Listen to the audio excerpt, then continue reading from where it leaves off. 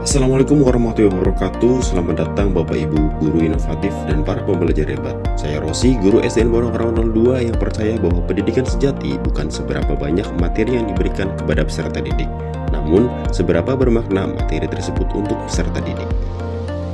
Lalu, bagaimana kita sebagai pendidik mengemas sebuah pembelajaran yang bermakna untuk peserta didik? Kali ini saya akan mengajar KPK dan FEB dengan menggunakan game interaktif.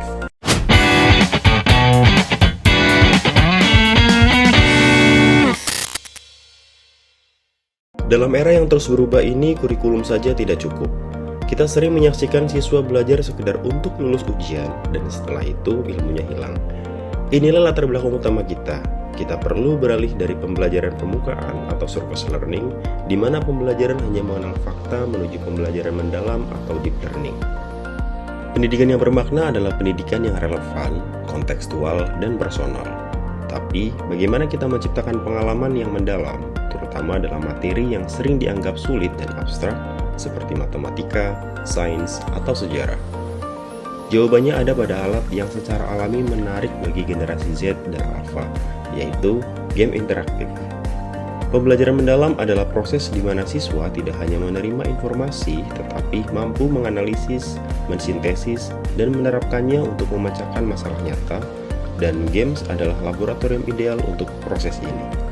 Assalamualaikum warahmatullahi wabarakatuh. Waalaikumsalam warahmatullahi wabarakatuh. Selamat pagi anak-anak hebat. Pagi, yes. Apa kabar hari ini? Alhamdulillah, luar biasa. Allahu Akbar. Hari ini yang tidak masuk siapa ya? Tidak ada. Alhamdulillah. Karena memang cuacanya sedang ekstrim ya, setiap hari hujan. Jadi kalian harus bisa apa? Menjaga kesehatan dengan bagaimana? Dengan banyak minum air putih, minum vitamin, dan makan secara teratur. Oke anak-anak ya, kali ini kita akan belajar tentang KPK dan FPB. Ya, pasti kalian akan bertanya-tanya, untuk apa sih Pak kita belajar KPK dan FPB? Di kegiatan awal, guru menyampaikan tujuan pembelajaran dengan mengkaitkan materi ke dalam kehidupan sehari-hari, seperti bertanya kepada peserta didik tentang pengalaman peserta didik memperhatikan jadwal lampu lalu lintas di perempatan jalan. Lampu merah dan hijau bergantian dalam waktu tertentu.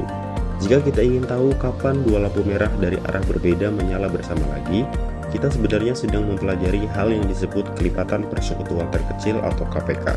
Sedangkan kalau kita ingin tahu pembagian waktu yang pas agar semua mobil bisa bergiliran lewat dengan adil, kita menggunakan faktor persekutuan terbesar atau FPB.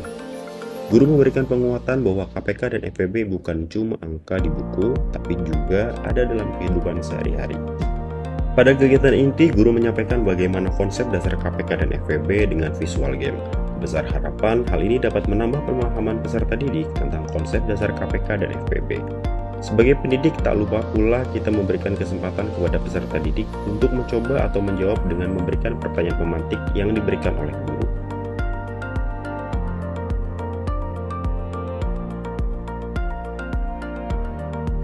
Sebelum game dimulai, tentu sebagai pendidik kita perlu menjelaskan aturan main dalam game yang akan dimainkan seperti pembagian kelompok, apa saja yang boleh dan tidak boleh dilakukan, serta keuntungan jika terdapat soal yang dapat dipecahkan dalam kelompok, dan sebaliknya kerugian jika kelompok tidak berhasil dalam menyelesaikan tantangan.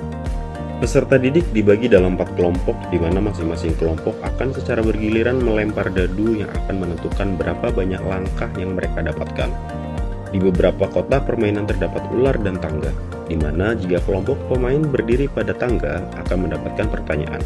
Keuntungan jika kelompok pemain mampu menjawab pertanyaan tersebut, maka akan lebih jauh meninggalkan tim lawan.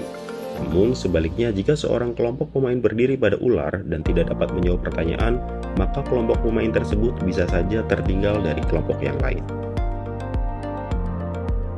Pembelajaran berbasis game interaktif menawarkan manfaat yang luar biasa, melampaui sekedar hiburan.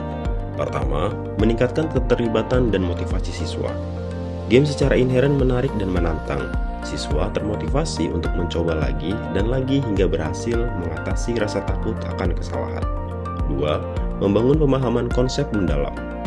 Di sini siswa melakukan dan mengalami bukan hanya mendengarkan, mereka melihat secara visual bagaimana faktor dan kelipatan bekerja, memperkuat koneksi saraf di otak mereka. 3. Mengembangkan keterampilan abad 21. Game sering memerlukan strategi dan pemecahan masalah yang cepat. Jika dimainkan secara berkelompok, game juga mendorong kolaborasi dan komunikasi antar siswa. 4. Umpan balik instan. Dalam game siswa langsung tahu apakah jawaban atau strategi mereka benar atau salah. Ini memungkinkan mereka mengoreksi diri sendiri tanpa menunggu koreksi dari guru, mempercepat proses pembelajaran. Pembelajaran berbasis game interaktif bukanlah sekedar gimmick. Ini adalah strategi pedagogi yang kuat.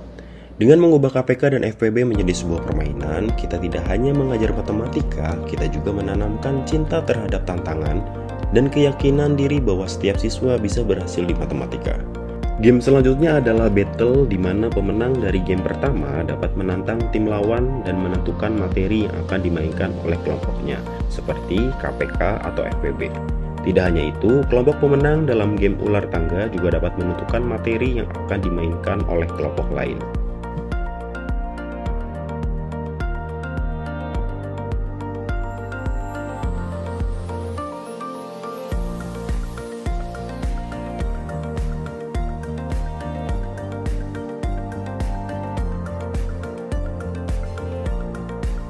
Pada akhir kegiatan pembelajaran, guru mengajak peserta didik untuk melakukan refleksi terhadap kegiatan belajar yang telah dilaksanakan. Guru menanyakan secara terbuka apa saja hal baru yang telah mereka pelajari hari ini, bagian mana yang paling menarik, serta kesulitan apa yang mungkin masih mereka rasakan. Beberapa peserta didik secara bergantian menyampaikan pendapat dan pengalaman belajarnya. Guru kemudian memberikan umpan balik positif terhadap hasil belajar peserta didik, menegaskan kembali poin-poin penting dari materi yang telah dipelajari, serta mengaitkannya dengan penerapan dalam kehidupan sehari-hari. Selanjutnya, guru membagikan lembar kerja peserta didik mandiri sebagai tugas lanjutan untuk dikerjakan. LKPD tersebut berisi latihan pemahaman konsep yang bertujuan memperkuat hasil pembelajaran hari ini. Guru memberikan penjelasan singkat mengenai cara mengerjakan LKPD serta batas waktu pengumpulannya. Sebagai penutup, guru dan peserta didik bersama-sama menyimpulkan pembelajaran hari ini, kemudian menutup kegiatan dengan doa dan salam. Mari kita jadikan kelas sebagai tempat di mana matematika adalah permainan yang ingin dimenangkan. Sebagai guru, tugas kita adalah menjadi arsitek pengalaman belajar. Dengan memanfaatkan game interaktif, kita tidak sekedar mengajar, kita menciptakan pendidikan yang bermakna. Kita membentuk generasi yang tidak hanya pintar menghitung, tetapi juga tangguh, kreatif, dan mampu menerapkan ilmunya untuk membentuk masa depan yang lebih baik. Mari jadikan kelas kita sebagai arena di mana belajar adalah petualangan dan ilmu sebagai kekuatan. Mari kita wujudkan pembelajaran mendalam, selamat berkarya, dan salam pendidikan bermakna.